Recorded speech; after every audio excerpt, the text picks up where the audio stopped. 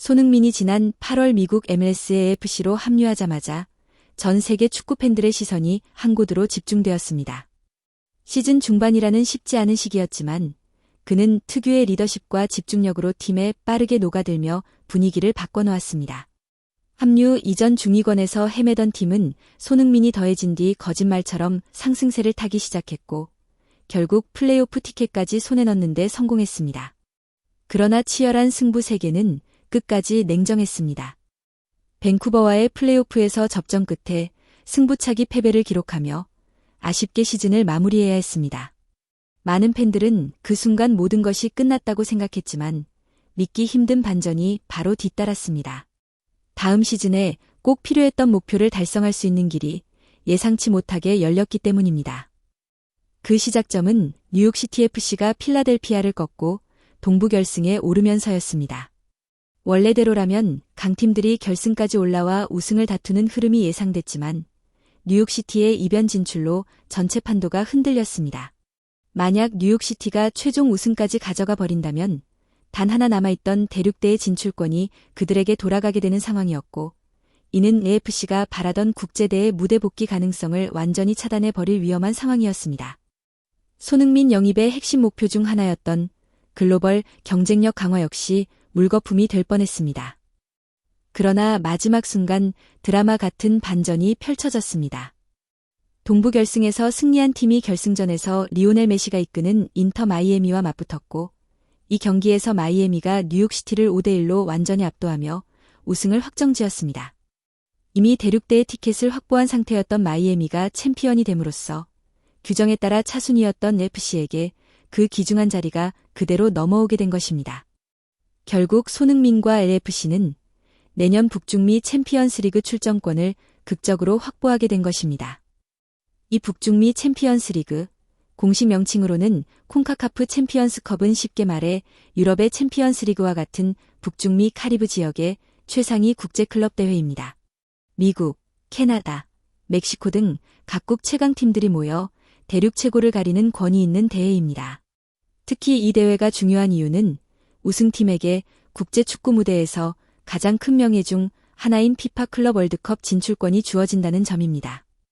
손흥민이 유럽에서 경험했던 챔피언스리그와는 또 다른 스타일과 강도지만 북중미의 왕자를 가리는 이 무대는 손흥민에게 새로운 도전이자 또 한 번의 글로벌 무대 증명이 될 전망입니다. 다음 시즌 AFC가 어떤 전력을 꾸리고 손흥민이 이 대륙대회에서 어떤 활약을 펼칠지 벌써부터 많은 기대가 쏠리고 있습니다. 손흥민이 이 대회에서 정상에 오른다면 2029년 열리는 클럽 월드컵에서 레알 마드리드, 맨체스터 시티 같은 유럽의 절대 강자들과 다시 맞붙을 수 있는 꿈의 무대가 펼쳐지게 됩니다. 하지만 그만큼 난이도는 상상을 초월합니다. 1962년 대회 창설 이후 대부분의 우승을 멕시코 팀들이 가져갔고 심판 판정 논란과 거친 경기 스타일로 악명 높은 지역이라 진출 자체도 쉽지 않습니다. FC 역시 몇 해 전 결승까지 올랐지만 멕시코 팀에게 패하며 준우승에 머문 아픈 기억이 있습니다. 이제 그 좌절을 해결할 주인공이 바로 손흥민이라는 기대가 커지고 있습니다. 문제는 손흥민이 다음 시즌에 소화해야 할 일정이 그야말로 살인적이라는 점입니다. 기본적으로 MLS 정규리그만 34경기가 예정되어 있습니다. 여기에 새롭게 확정된 북중미 챔피언스컵은 결승까지 갈 경우 최대 9경기, 미국과 멕시코 통합대회인 리그스컵은 최대 7경기, 그리고 US 오픈컵까지 포함하면 최소수 경기 이상이 추가됩니다. 단순 합산만 해도 55경기가 넘고 여기에 플레이오프까지 포함되면 60경기 가까이 치르게 되는 셈입니다. 이동거리가 긴 미국의 리그 특성상 34세가 되는 손흥민에게는 체력적으로도 엄청난 부담이 될 수밖에 없습니다. 그럼에도 불구하고 팬들 입장에서는 손흥민을 볼 기회가 늘어난다는 점에서 행복한 비명일 수밖에 없습니다. MLS는 대부분 주말에 열리지만 북중미 챔피언스컵은 유럽 챔피언스리그처럼 주중 경기 위주로 치러지기 때문에 팬들은 아침 시간대에 손흥민의 경기를 접할 기회가 더 많아집니다. 특히 챔피언스컵은 홈앤드 어웨이 형식의 토너먼트라 경기 하나하나의 긴장감이 매우 큽니다. 최소 몇 경기 이상은 손흥민의 진검승부가 보장되어 있어 다음 시즌을 기대할 이유가 충분합니다. 또한 북중미 챔피언스리그의 상금 역시 선수들에게 큰 동기부여가 됩니다. 우승 시 최대 약 70억 원 규모의 상금이 주어지며 MLS는 셀러리 캡 제도가 있어 손흥민처럼 특별 지정 선수를 제외한 일반 선수들의 연봉이 평균 10억에서 15억 선에 머무르기 때문에 우승 보너스는 그 무엇보다 매력적인 요소입니다. 게다가 클럽 월드컵에 진출하게 되면 더 큰 금액의 추가 포상금이 주어져 클럽과 선수 모두에게 엄청난 이익을 가져다 줍니다. AFC는 최근 발표한 새로운 시즌 로스터에서 이적 선수들과 재계약 명단을 공개했으며 골키퍼 위고 요리스와의 협상도 남겨두고 있습니다. 요리스가 리그 내에서도 상위권에 드는 골키퍼인 만큼 그의 거취는 팀의 중요한 문제이지만 만약 이별하게 되더라도 대체 가능한 자원들은 충분한 상황입니다.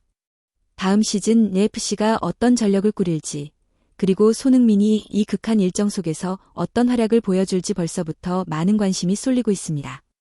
최근 요리스는 밴쿠버의 인조잔디 환경에 대해 프랑스 2부 리그보다도 못하다며 강하게 불만을 드러냈습니다. 이런 발언은 그가 여전히 강한 승부욕과 자존심을 갖고 있다는 증거로 받아들여지고 있습니다. 현재로서는 요리스가 1년 연장 옵션을 사용한 것으로 보이며 손흥민과 함께 새롭게 열린 클럽 월드컵 도전이라는 목표가 남아있는 만큼 다음 시즌에도 두 선수가 한 팀에서 뛰는 모습을 볼 가능성이 높아 보입니다. 다가오는 시즌은 손흥민에게 사실상 마지막 대형 프로젝트와도 같은 해가 될 전망입니다.